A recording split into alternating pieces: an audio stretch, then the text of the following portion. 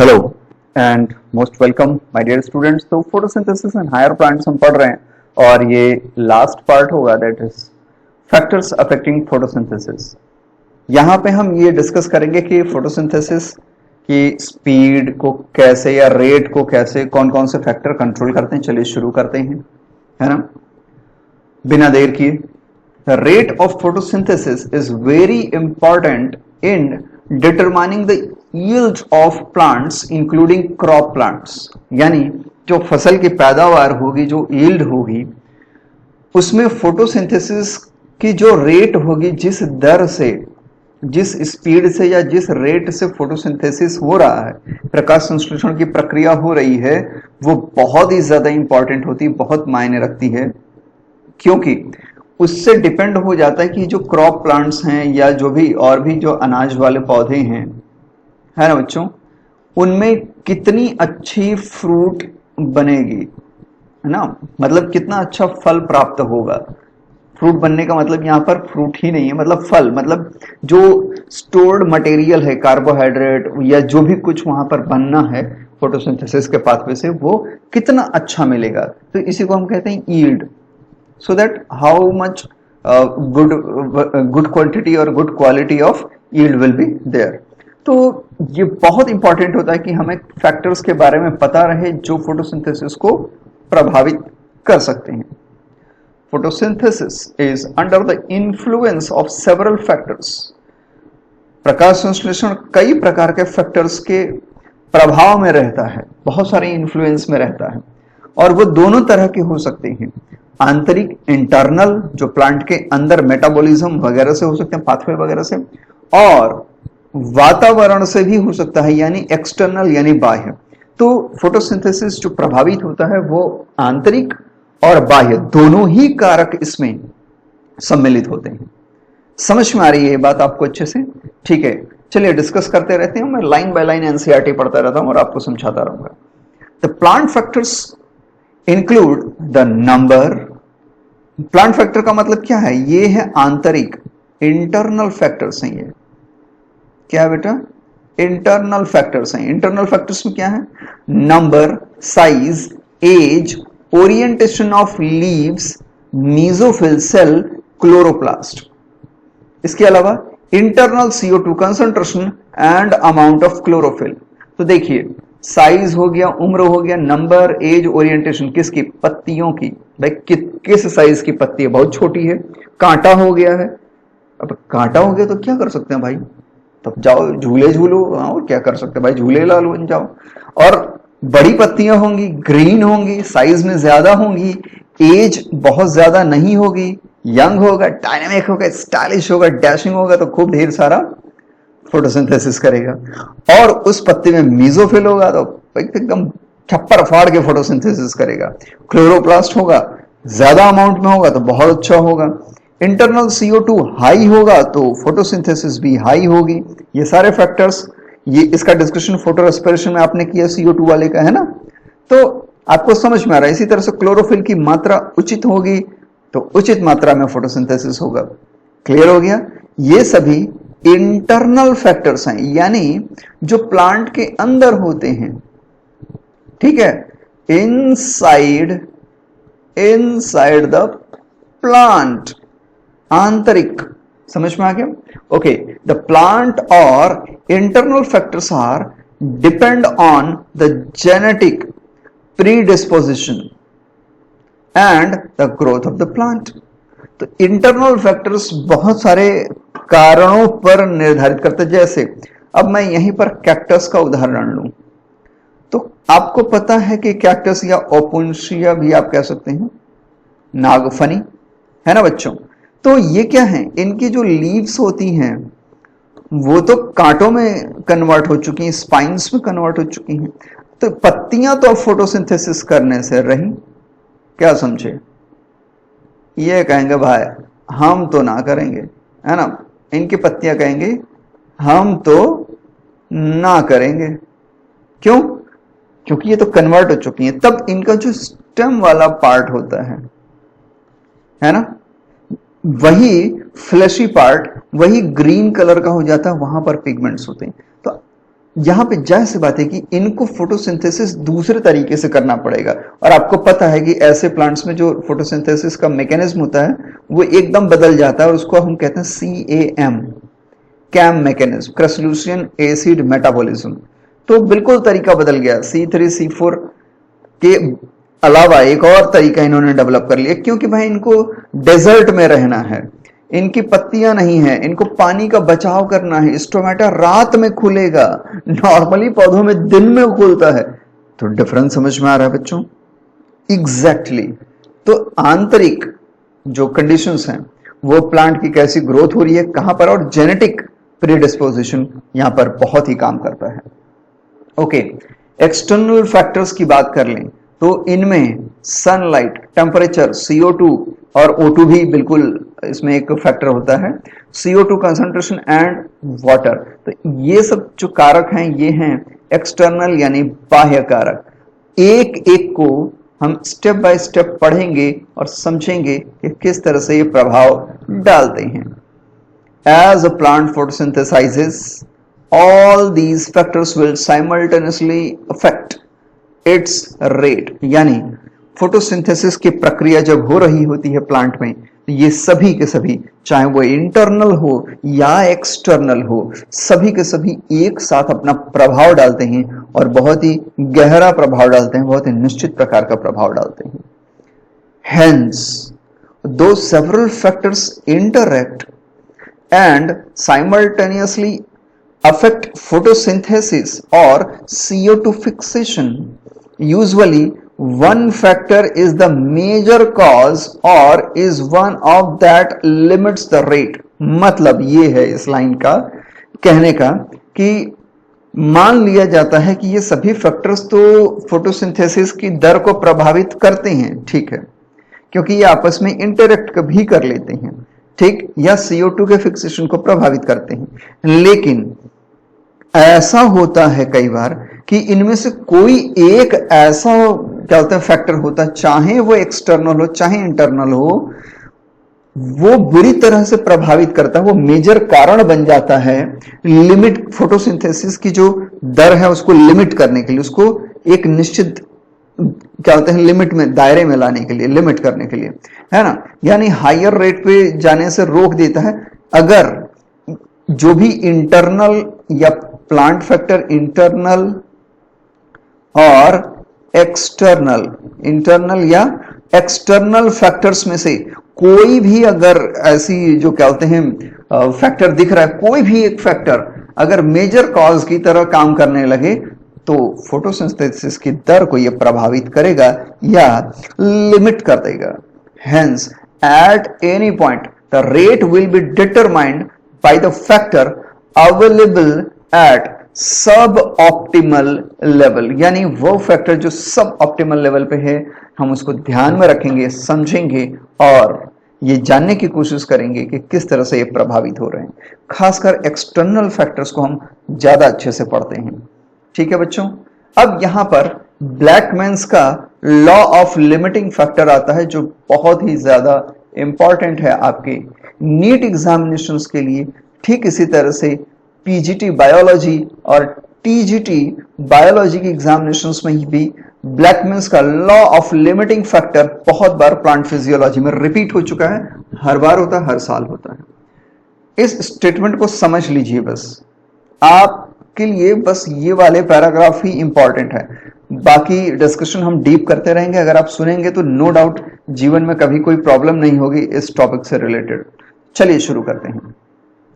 This states the following, यानी ब्लैकमैन्स का जो लॉ है वो क्या कहता है, if a chemical process is affected by more than one factor, मतलब कि यदि प्लांट के अंदर कोई केमिकल प्रोसेस हो रही है, वो एक से ज्यादा फैक्टर से प्रभावित हो रही है, then its rate will be determined, तब उसके दर को हम कैसे निर्धारित करेंगे, will be determined by the factor which is nearest to its minimal value.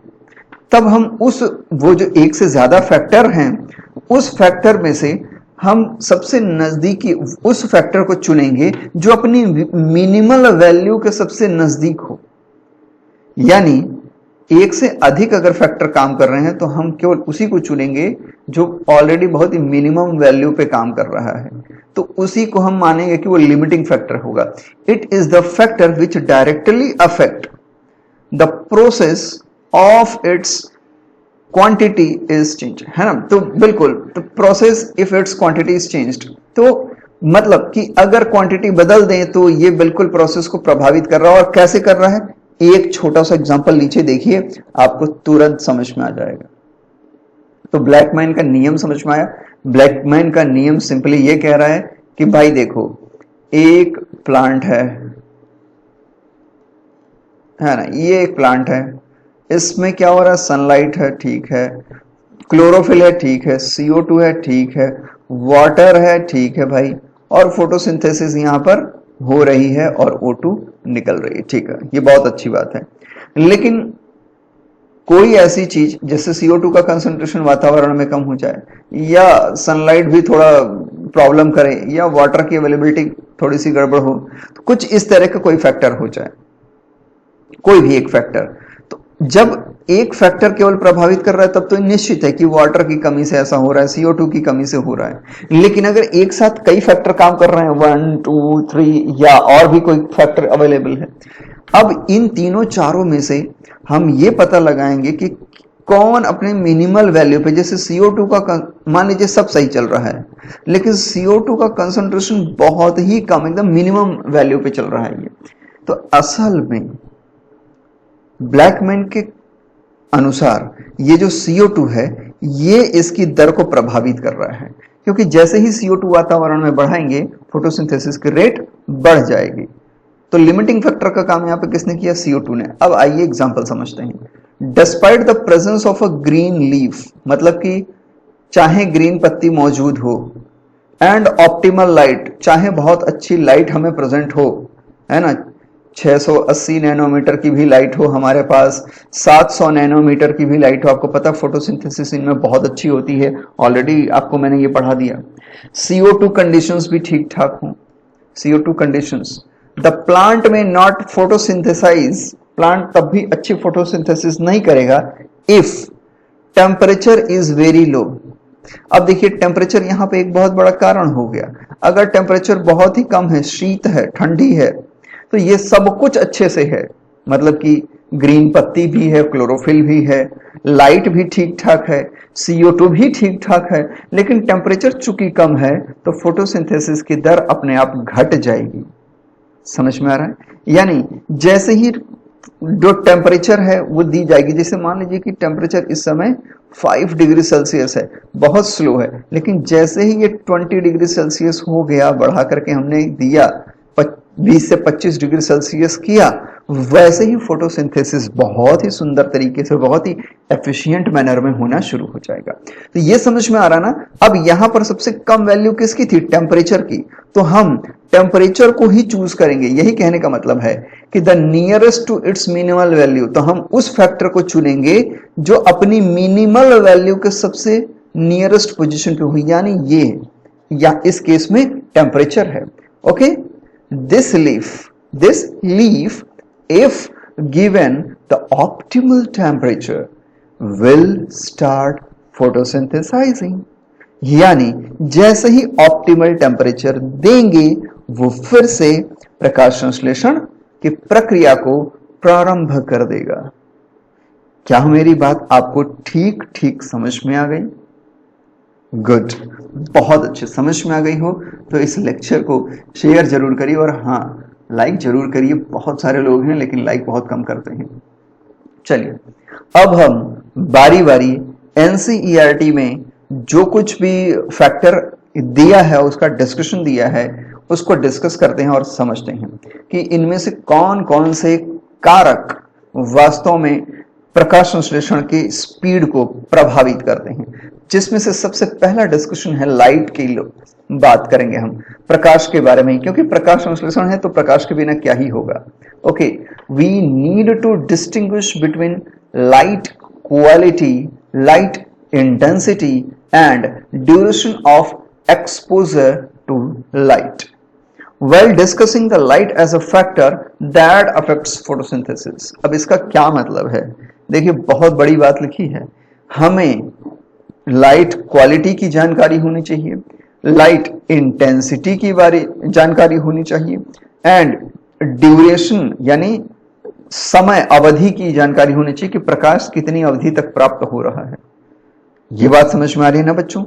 देखिए लाइट क्वालिटी का मतलब क्या है कि लाइट आपको बहुत सारी मिले, लाइट आपको खूब सारी मिले, लेकिन अगर 680 से लेकर के 700 नैनोमीटर वाली ये जो वेवलेंथ है, अगर ये लाइट आपको नहीं मिल रही है तो फोटोसिंथेसिस की प्रक्रिया बहुत प्रभावी नहीं होगी, बहुत अच्छा फोटोसिंथेसिस नहीं होगा। This will always be a very low yielding process, है ना, कभी भी हाई यील्डिंग प्रोसेस में कन्वर्ट नहीं हो पाएगा। समझ में आ रहा है? तो ये क्वालिटी की बात हो गई, अच्छी क्वालिटी होनी चाहिए।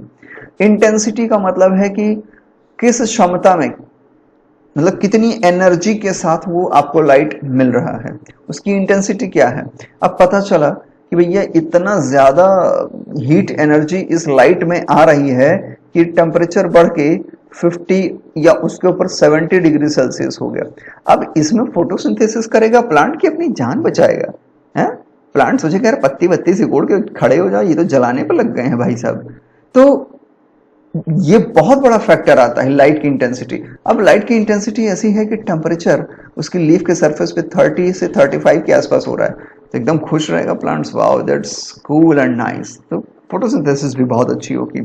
इसी तरह से ड्यूरेशन भी बहुत बड़ा रोल प्ले करता है। जैसे मैं आपको समझा दूं, ड्यूरेशन की अगर बात चल रही है तो ड्यूरेशन ऑफ लाइट, ड्यूरेशन की अगर बात चल रही है तो आपको पता होना चाहिए कि ड्यूरेशन के हिसाब से हम प्लांट की सोचिए कि कैटेगरी बांट लेते हैं। जैसे कुछ होते हैं लॉन्ग डे प्लांट्स, ड्यूरेशन के हिसाब से बात कर रहा हूं मैं, लॉन्ग डे प्लांट्स। कुछ होते हैं short day plants, short day plants, और कुछ होते हैं day neutral plants, day neutral plants. देखिए अब ये जो लॉन्ग डे प्लांट्स हैं, इनको मिनिमम 12 घंटे की लगातार लाइट चाहिए ही चाहिए।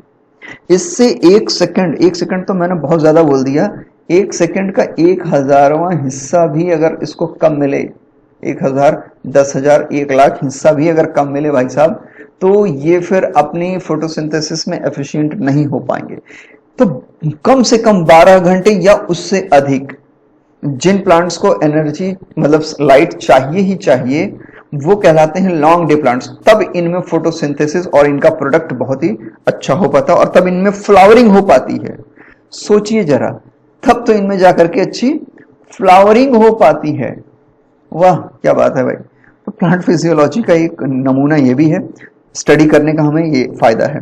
इसी तरह से शॉर्ट डे प्लांट्स, जिनको 8 घंटे से कम लाइट चाहिए, ये ज्यादा दोगे तो हम परेशान हो जाएंगे। मतलब वही कंडीशन कि 1/10,000 1 लाख सेकेंड भी अगर ज्यादा दोगे तो भी प्रॉब्लम होगी। इससे कम रहेगा तभी हम फ्लावरिंग करेंगे और तभी हम बहुत अच्छे से फोटोसिंथेसिस कर पाएंगे। डे न्यूट्रल प्लांट्स ठीक है, 8 से 12 घंटे के बीच में लाइट मिलेगा तब भी हम काम चला लेंगे, कोई दिक्कत नहीं। तो इस तरह से कैटेगराइजेशन कर ली जाती है ना। अब 12 घंटे से अधिक वाले में कौन से पौधे आते हैं? जो गर्मी वाले पौधे होते हैं, है ना, और जो ठंडी के मौसम में फ्लावरिंग करते हैं, सर्दियों में जो करते हैं, वो प्लांट्स शॉर्ट डे में आते हैं। डे न्यूट्रल में इनके बीच वाले जो प्लांट्स होते हैं। तो मेरे ख्याल से कहानी समझ में आ रही है आपको, तो बहुत ही जरूरी है। There is a linear relationship between incident light and CO2 fixation rate at low light intensities, है ना। लो लाइट इंटेंसिटी पे इंसिडेंट लाइट जो आने वाली लाइट है और CO2 फिक्सेशन के बीच में एक लीनियर रिलेशनशिप होता है, यानी कि एक निश्चित स्पीड में ये क्या बोलते हैं CO2 फिक्सेशन बढ़ता रहता है। कार्बन डाइऑक्साइड का स्थिरीकरण यानी फिक्सेशन निश्चित रेट में बढ़ता रहता है। लो इंटेंसिटी की लाइट में बात हो रही है। But at higher light intensities, अधिक लाइट की इंटेंसिटी होने पर gradually the rate does not further increase, और वो कम हो जाएगा, तो इस केस में हाई लाइट इंटेंसिटी अब क्या हो गया, लिमिटिंग फैक्टर हो गया। यह अब फोटोसिंथेसिस को लिमिट करने वाला फैक्टर, लिमिटिंग फैक्टर की तरह काम करेगा। क्लियर हो गया ना ये? इसीलिए मैं कह रहा था कि हमें एक एक चीज को बहुत आराम से, शांति से, धैर्य पूर्वक समझना है, कोई जल्दीबाजी नहीं, क्योंकि जितनी हड़बड़ी करेंगे उतनी गलती करेंगे। कोई जल्दीबाजी नहीं, अच्छे से कॉन्सेप्ट वाइज पढ़िए, समझिए। एक बार कॉन्सेप्ट क्लियर हो गया, फिर दुनिया का कोई भी क्वेश्चन आपको परेशान नहीं करेगा। ठीक है? Now what is interesting to note, भाई अब यहां पर कुछ बहुत ही अच्छी बात नोट करने लायक है। क्या?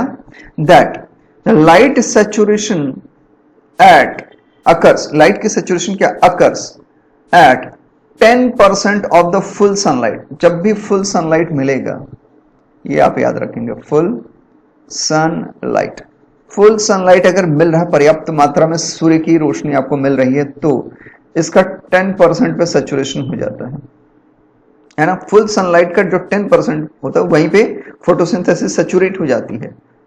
Hence except for the plant in shade और इन डेंस फॉरेस्ट, घने जंगल में या जो छायेदार वृक्ष होते हैं, छाये में जो रहते हैं, उनको छोड़ दीजिए, तो light is rarely a limiting factor in nature. तो प्रकाश जल्दी इनके लिए लिमिटिंग फैक्टर का काम नहीं करती। ठीक है? Increase in incident light beyond a point, अब जाहिर सी बात है, अगर इंसिडेंट लाइट का मतलब क्या समझ पा रहे हो आप लोग? इंसिडेंट लाइट, इसका क्या मतलब आप समझ पा रहे हो बेटा? इसका मतलब है आने वाली प्रकाश, आने वाली लाइट, है ना, या आने वाला प्रकाश जो सूर्य से आ रहा होगा। ठीक है? उसकी बात हो रही है। इंसिडेंट लाइट का मतलब आने वाला, आने वाले प्रकाश का जो इंटेंसिटी है, मान लीजिए वो एक सर्टेन पॉइंट को क्रॉस कर जाए, तो भाई जाहिर सी बात है कि बहुत ही ज्यादा गर्म हो जाएगा, बहुत ही प्रॉब्लम करेगा। तो एक पॉइंट को अगर ये क्रॉस कर जाए तो it cause break down of chlorophyll, तो क्लोरोफिल का ब्रेक डाउन कर देगा। अब चूंकि क्लोरोफिल का ब्रेक डाउन होगा, फोटोसिंथेसिस कौन करेगा भाई? लाइट को तो यही ट्रैप करता है, तो डिक्रीज हो जाएगी फोटोसिंथेसिस में। वही चीज यहां ग्राफ में बनाकर दिखाने की कोशिश की गई है, एनसीईआरटी का ही ग्राफ है। दैट रेट ऑफ फोटोसिंथेसिस एक सर्टेन लो इंटेंसिटी पे, अगर आप देख पा रहे हैं ये 0 है, ये इंटेंसिटी का बढ़ता हुआ दायरा है, और ये फोटोसिंथेसिस का बढ़ता हुआ दायरा है, और ये एक प्रोसेस है जहां पर आके सैचुरेशन हो जा रहा है ई पॉइंट पे।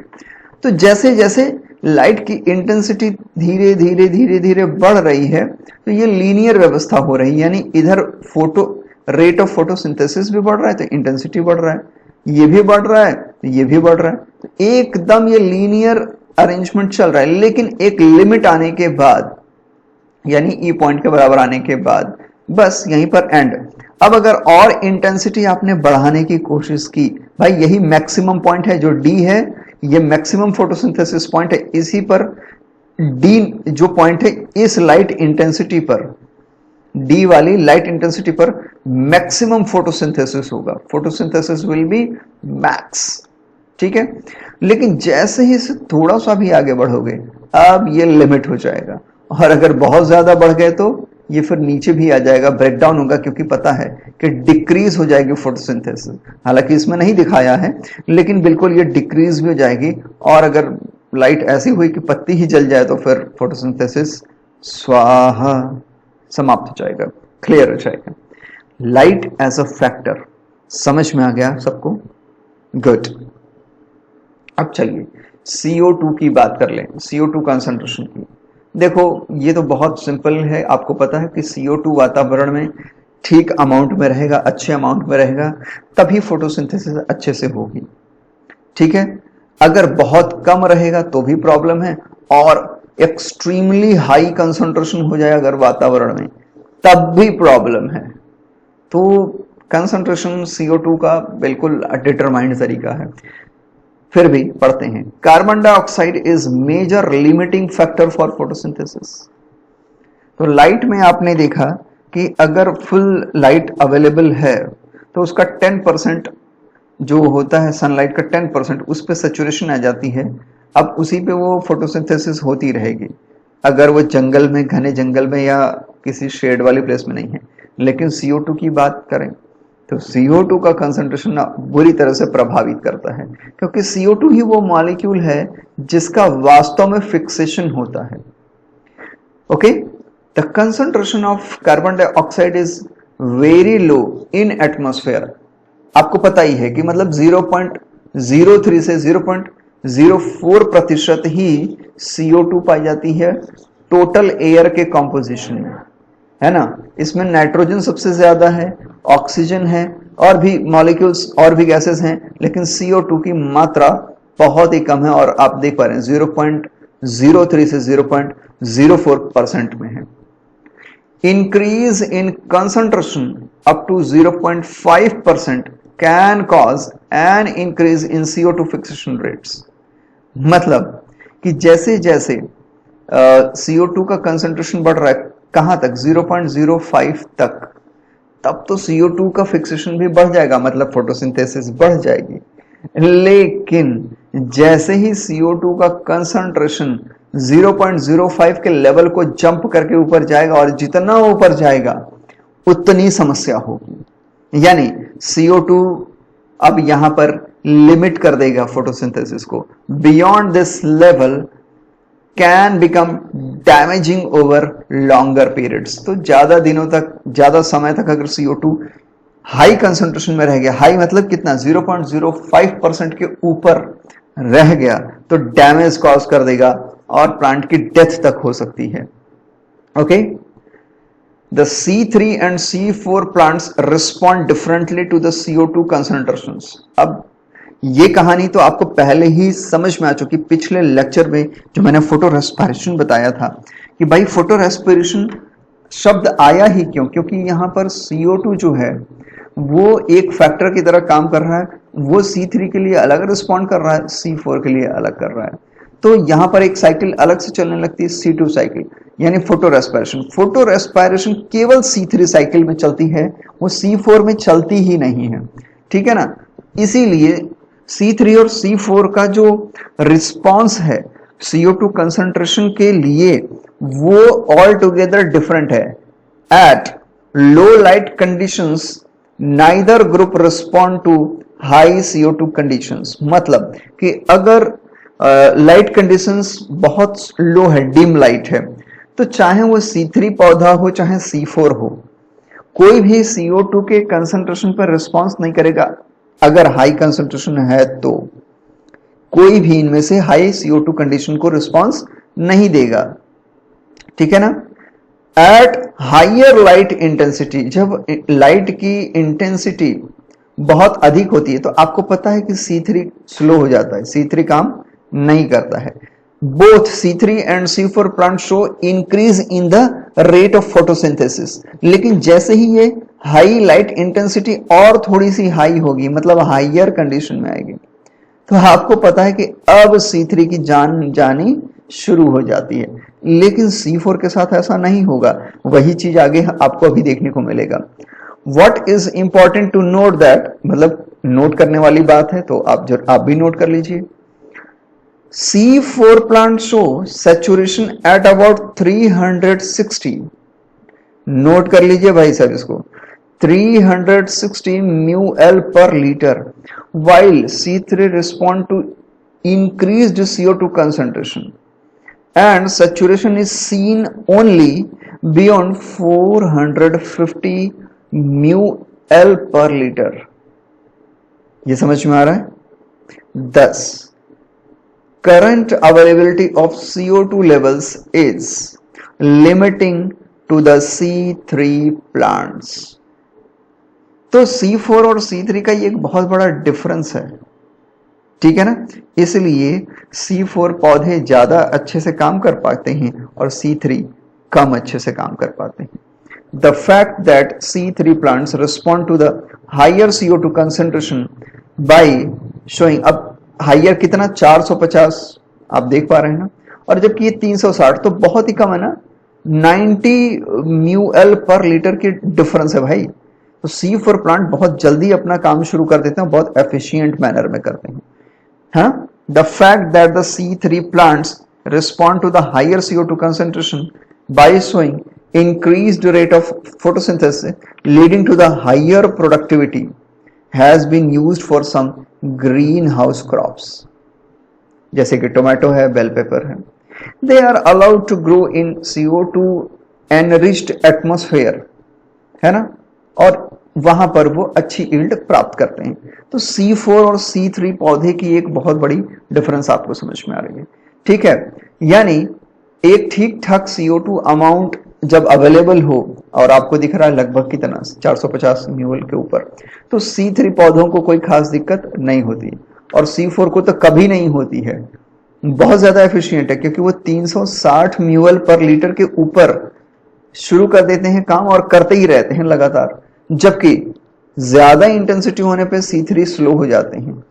बहुत ज्यादा हाई CO2 होने पर C3 स्लो हो जाएंगे. समझ में आ रहा है ना?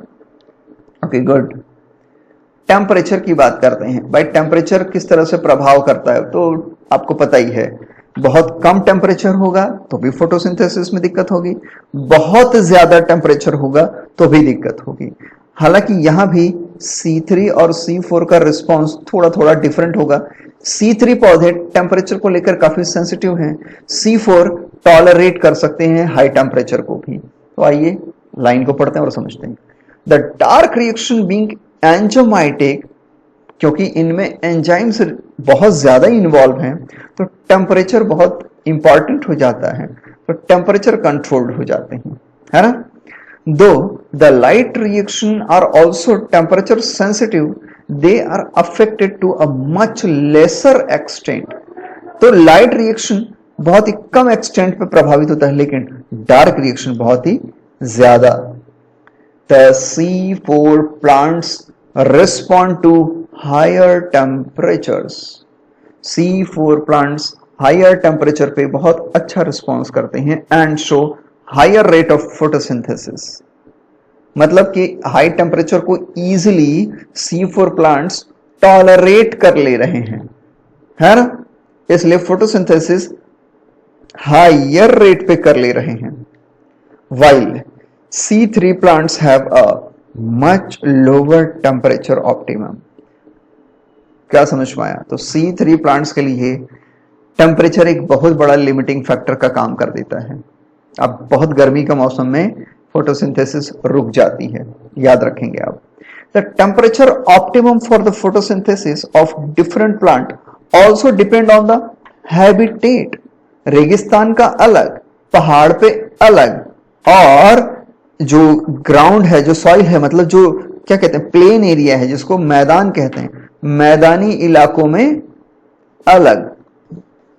समझ में आ रहा है ना? तो ये डिपेंड करता है कि किस किस हैबिटेट में कहां पर वो एडॉप्टेड है, उसमें अलग, एक्वेटिक में अलग, टेरेस्ट्रियल में अलग. मेरे ख्याल से टेम्परेचर का वेरिएशन आपको समझ में आ रहा होगा और बहुत ही कॉमन फिनोमेना है.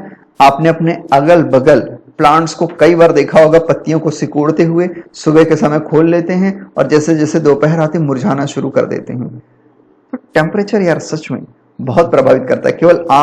केवल आप ऐसा नहीं, ह्यूमन बीइंग ऐसा नहीं है कि गर्मी होती तो उफ इट्स टू हॉट. नहीं, सिर्फ आप ही ऐसा नहीं करते हैं, प्लांट्स भी बेचारे करते हैं. बस ये है कि वो आपकी तरह चिल्ला नहीं सकते, है ना, वो झेल जाते हैं. Okay, tropical plants. अब देखिए यहाँ ट्रॉपिकल प्लांट आएगा और टेम्परेट प्लांट आएगा भाई साहब. तो अब आपके दिमाग में आएगा नहीं यार ट्रॉपिकल क्या होता है, टेम्परेट क्या होता है. टेंशन मत लीजिए, मैं आगे आपको एक ग्राफ देके समझाऊंगा कि ट्रॉपिकल हिस्सा किसे कहते हैं और टेम्परेट हिस्सा किसे कहते हैं. तो tropical plants have a higher temperature optimum, क्योंकि ये ऐसी जगह रहते हैं जहां पर सूर्य की रोशनी 12 महीने ठीक ठाक अमाउंट में प्रेजेंट होती है और हाई टेम्परेचर प्रेजेंट ही रहता है, प्लस ह्यूमिडिटी वगैरह भी रहता है.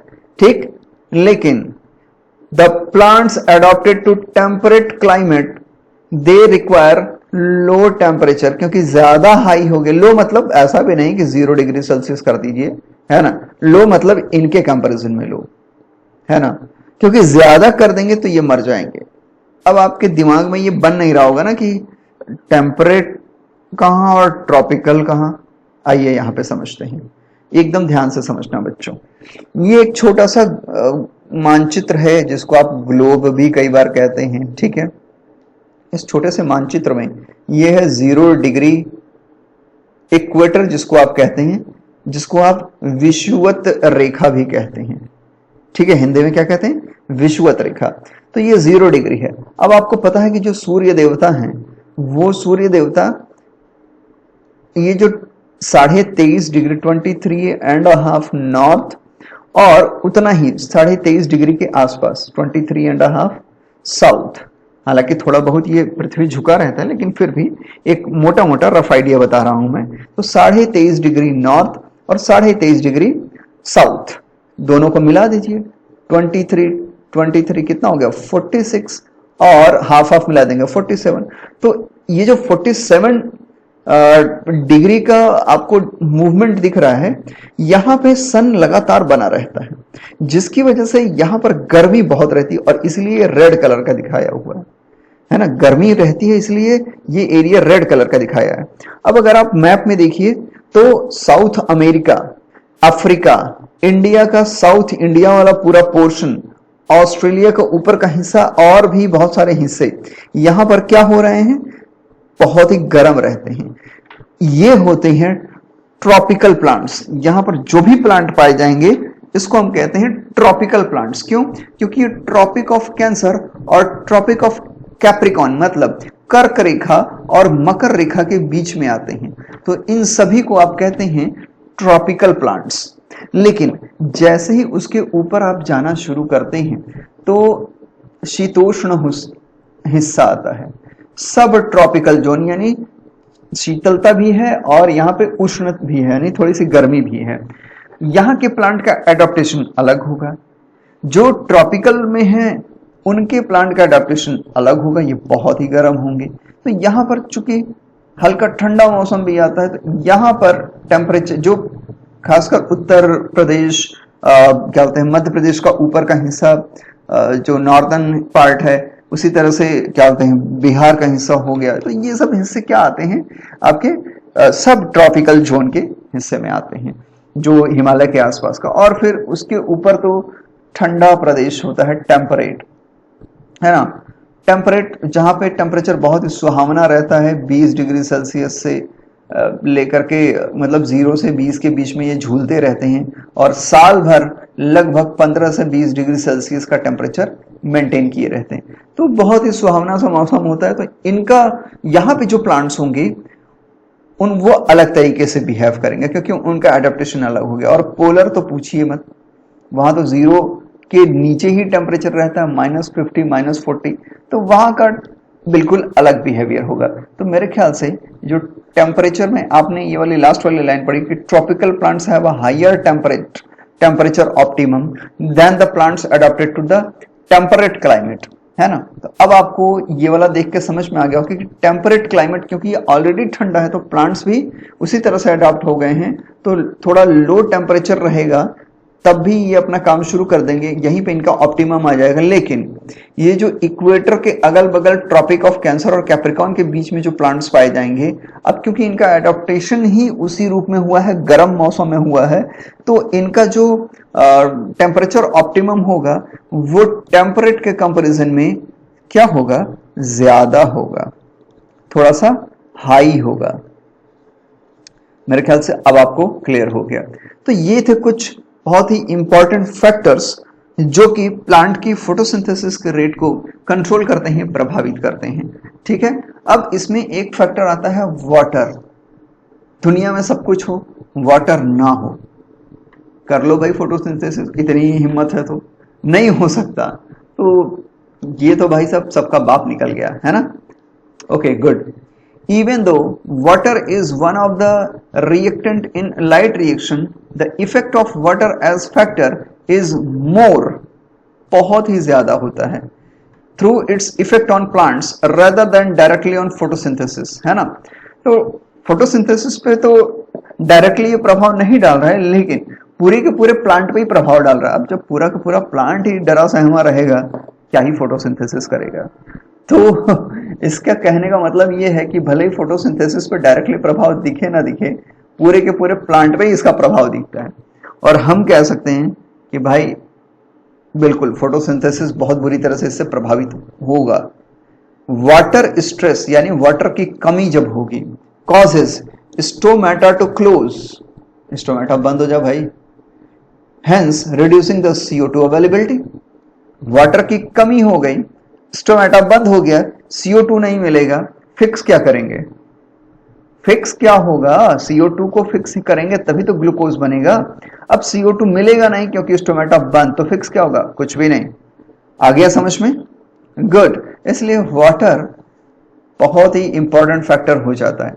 Besides water stress also makes leaves wilt, यानी पत्तियां जो शुरू में बिल्कुल इस तरह से बढ़िया एकदम स्टाइल में है, पानी की कमी होते ही ये क्या करेंगे? ऐसे हो जाएंगे, विल्ट। क्या होंगी? विल्ट, मुड़ जाती हैं, राउंड राउंड मुड़ जाती हैं। Okay okay, good. विल्ट दस रिड्यूसिंग द सरफेस एरिया। अब सरफेस एरिया कम होगा तो स्टोमेटा की अवेलेबिलिटी भी कम हो जाएगी, स्टोमेटा भी कम होगा और साथ ही साथ क्लोरोप्लास्ट की अवेलेबिलिटी भी तो कम होगी। तो सब कुछ अवेलेबिलिटी कम हो जाएगी, तो उससे क्या होगा? फोटोसिंथेसिस अल्टीमेटली बहुत बुरी तरह से प्रभावित हो जाएगा। क्लियर हो गया? Okay, reducing the surface area of the leaf and their metabolic activity as well. Metabolic activity, photosynthesis and other activities. I think water वाला खेल आपको समझ में आ गया। तो बस इतना ही है, मस्त होके पढ़ा करिए, कोई दिक्कत होगी तो पूछिए। और द कोशिका ऐप को जरूर डाउनलोड करिए बच्चों, आप इसको डायरेक्टली स्कैन करके भी कर सकते हैं। नीट के कोर्स को जरूर ज्वाइन कर लीजिए। 100% क्वेश्चंस मैं आपको बता दूं, 100% क्वेश्चंस में, अगर आपको लग रहा होगा कि सर झूठ बोल रहे हैं तो आप इस साल का पेपर उठाकर देख लीजिएगा और लेक्चर्स को मिला लीजिएगा। 100% जो क्वेश्चन इस बार नीट में आया था बेटा, 100%, एक भी अलग नहीं, 90 के 90 क्वेश्चन की बात कर रहा हूं। 100% क्वेश्चन इसी कोर्स से आए थे। मतलब आई एम वेरी हैप्पी, और ये जो बच्चे पढ़ रहे थे दे आल्सो वेरी हैप्पी। तो मैं तो यही कहूंगा कि आप इस कोर्स को लीजिए, बहुत ही अफोर्डेबल रेट पे है। मतलब 1300-1400 रुपए का कोर्स कुछ भी नहीं होता आज के जमाने में। और अगर आप एक बार में नहीं पे कर सकते हैं तो इंस्टॉलमेंट में भी पे कर सकते हैं, है ना। 6-7 महीने के इंस्टॉलमेंट में भी आप पे कर सकते हैं, 250-60 रुपए होंगे महीने के, आप आराम से दे सकते हैं। इस कोर्स को जरूर लीजिए, ठीक है बच्चों। तो जिसको पसंद आया हो वो इस लेक्चर को लाइक जरूर करे और शेयर जरूर करे, और चैनल सब्सक्राइब करिए ताकि मैं आगे फ्यूचर में कभी कोई लेक्चर अपलोड करूं तो आपको जरूर मिले। ऐप जरूर ज्वाइन करिए अगर आप सच में सीरियस हैं नीट एग्जामिनेशन देने के लिए। तो गॉड ब्लेस यू, जय हिंद।